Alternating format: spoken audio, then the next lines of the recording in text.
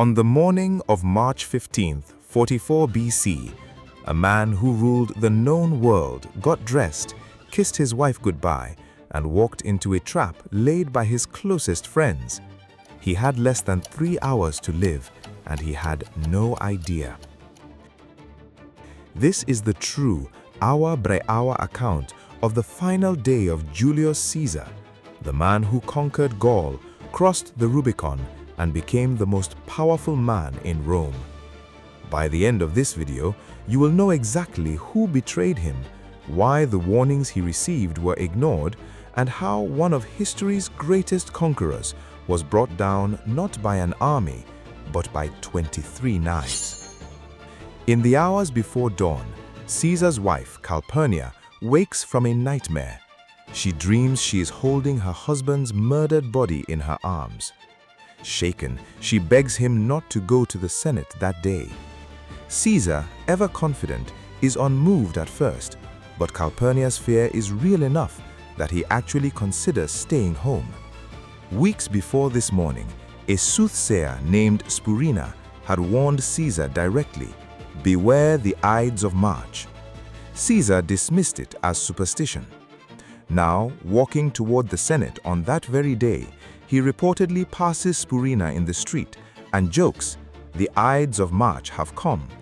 Spurina replies quietly, "Aye, but not gone." What Caesar doesn't know is that more than 60 senators have joined a conspiracy against him.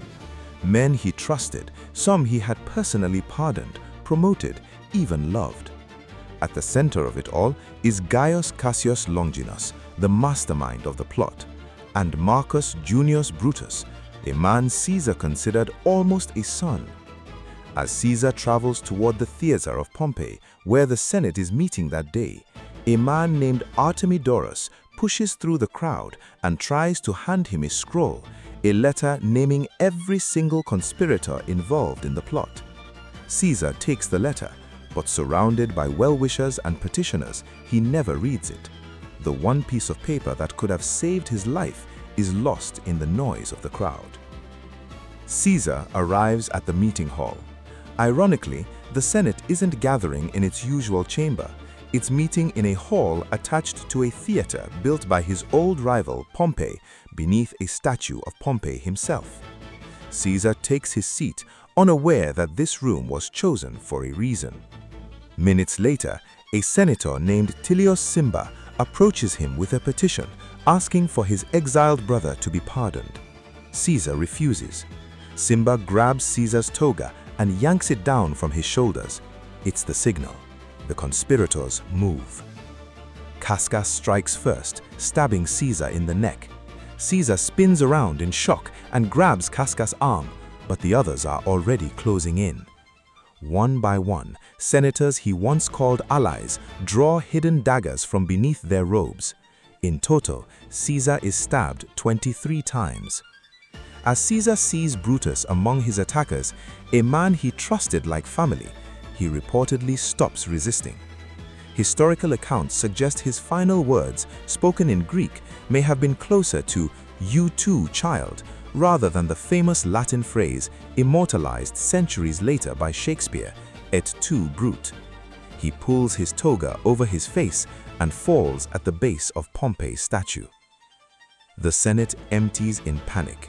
The conspirators, expecting to be hailed as liberators who had saved the Republic from a tyrant, instead are met with chaos and fear.